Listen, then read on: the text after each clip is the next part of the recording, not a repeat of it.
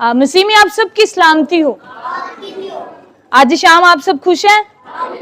Hallelujah, फतेहमंदी के साथ hallelujah, hallelujah. आइए ऐसे खुदा के लिए हम जोरदार तालियां बजाएंगे।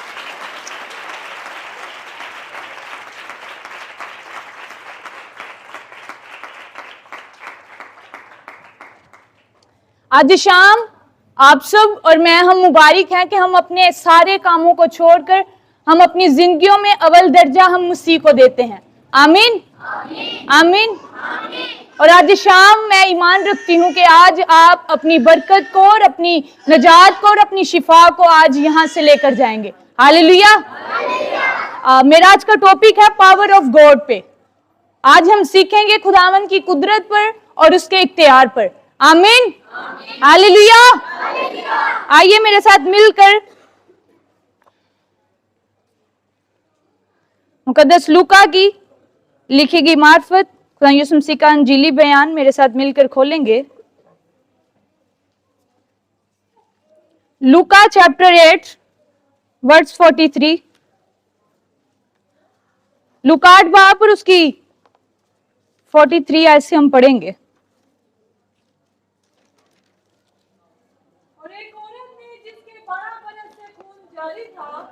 और अपना सारा माल हकीमों पर खर्च कर चुकी थी और किसी के हाथ से अच्छी ना हो सकी। उसके पीछे आकर उसकी पोशाक का किनारा छुआ और उसी दम उसका खून बहना बंद हो गया। इस पर यीशु ने कहा, वो कौन है जिसने मुझे छुआ? जब सब आमीन। खुदा यीशु मसीह के पाक कलाम के पढ़े और सुने जाने पर खुदावन की खास बरकत हो। अभी जो हमने रेफरेंस पढ़ी इसमें भी हमें खुदा के इख्तियार में और उसकी पावर के बारे में पता चलता है। पावर ऑफ गॉड में क्या आता है? पावर ऑफ गॉड में क्या आता है? हम सब कहते हैं कि यीशु मसीह ने हमें छुआ, खुदा ने हमें छुआ, रूह कुद्दस ने हमें छुआ, होली स्पिरिट ने हमें छुआ। हम फील भी करते हैं कि जब खुदा हमें छूता है, ऐसा ही है। जब खुदा में यीशु मसीह हमें छूता है, लॉर्ड हमें टच करता है, तो हम क्या पाते हैं? प्रेज द लॉर्ड, हम शिफा पा जाते हैं। जब खुदा में यीशु मसीह हमें छूता है, हम बहुत सी बीमारियों से, मुश्किलातों से, परेशानियों से और जो हमारे अंदर नाकामी की रूह होती है, खुदा में यीशु मसीह के छूने की वजह से हम शिफा पा जाते हैं। कैसे ही है?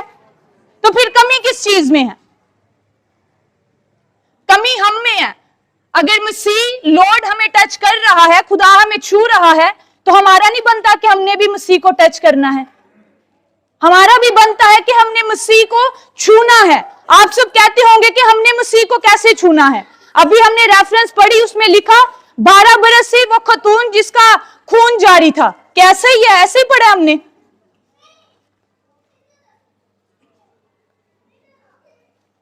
वो औरत जिसके 12 बरस से खून जारी था, उसने कहीं से कलाम नहीं था पढ़ा, ना उसने कहीं से देखा था।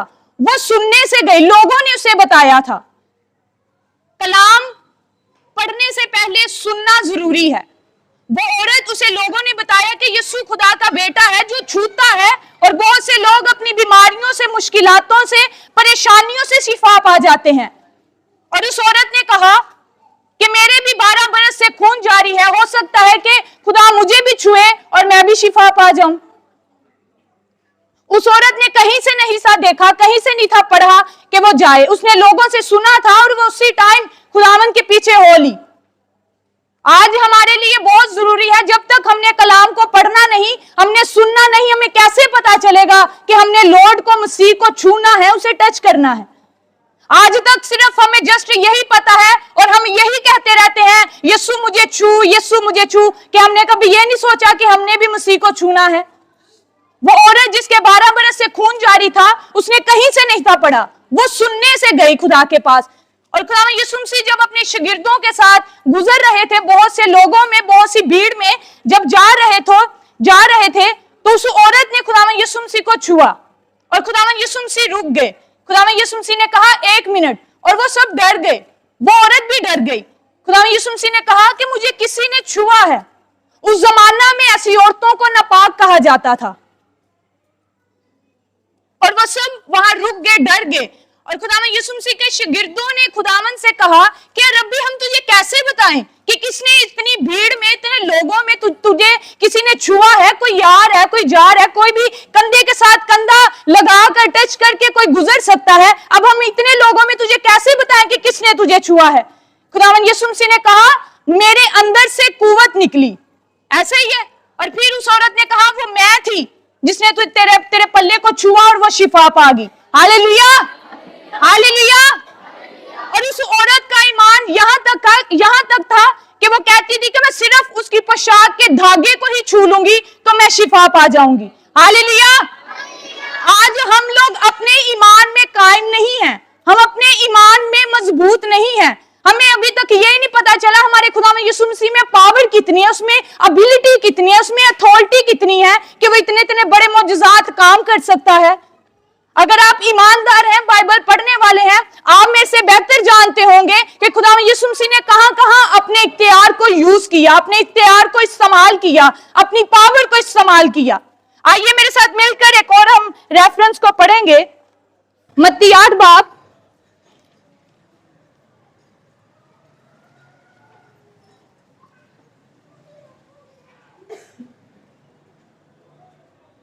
और उसकी 23वीं आयत से हम पढ़ेंगे। जब वो कश्ती पर चढ़ा तो उसके शागिर्द उसके साथ हो लिए, और देखो झील में ऐसा बड़ा तूफान आया कि कश्ती लहरों में छुप गई, मगर वो सोता था। उन्होंने पास आकर उसे जगाया और कहा, ऐ खुदावन, हमें बचा, हम हलाक हुए जाते हैं। उसने उनसे कहा, ऐ कामित्तिकादो, डरते क्यों हो?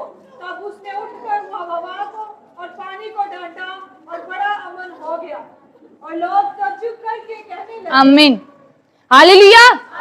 है किसी में इतनी एबिलिटी, इतनी पावर कि वो पानी और हवा को भी थमा सके?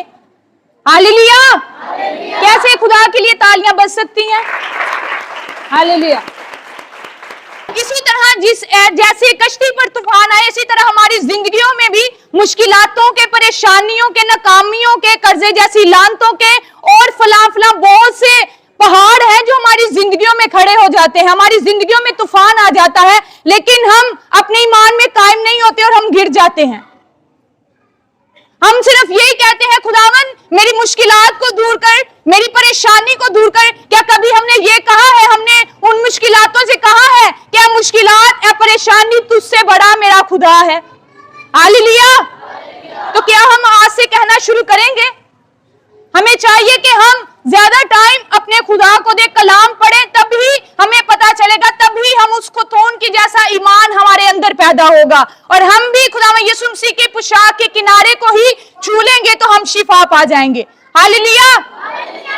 अगर मसीह ने आपकी खातिर सलीब पर जान दी तो वो ये नहीं चाहता कि आप सब भी उसकी खातिर जान दें, वो जस्ट ये चाहता है कि आप सिर्फ उसकी हजूरी में आए और अपने दिल आपने खुदावन को देने हैं। और वो ऐसा खुदा है, भला खुदा है कि वो किसी की हलाकत नहीं चाहता, वो यही चाहता है कि हर एक की तौबा तक नौबत पहुंचे।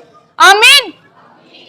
आज बहुत से लोग हैं जो हमें उखाड़ने की कोशिश कर रहे हैं, लेकिन अगर हम मसीह में कायम रहेंगे तो हमें कोई चीज या कोई मुश्किलात या कोई परेशानी हमारा कुछ भी नहीं कर सकती। हालेलुया।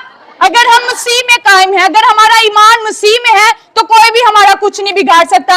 हम इसी तरह सदा एक खानदान की और एक फैमिली की सूरत में हम इबादत करते रहेंगे। हालेलुया। तो हमने भी अपने ईमान में, अपने ईमान को अपने अंदर मजबूत इसी तरह रखना है कि ताकि कभी भी हम पर कोई मुश्किलात या परेशानी या कुछ भी आ जाए, हत्ता कि अगर हमारा सर भी कलम कर दिया जाए, लेकिन हमने मसीह में कायम रहना है। Hallelujah, hallelujah. आइए ऐसे खुदा के लिए हम जोरदार तालियां बजाएं। कोरिया के पास्टर डॉक्टर योंगे चू, जिसके कलीसिया के मेंबर 7 लाख हैं, और वो 7 लाख के 7 लाख की तरक्की में कैसे हैं? डॉक्टर योंगे चू के मुताबिक उनका बाइस और उनका राज सिर्फ उन्हीं की दुआएं नहीं बल्कि उनकी कलीसिया की भी दुआएं हैं। आज जस्ट हमें सिर्फ ये है कि हमारे चर्च पास्टर हमारे लिए दुआ कर देंगे तो हो सकता है हम शिफा पा जाएं हमेशा के लिए, लेकिन ये ऐसे मुमकिन नहीं है।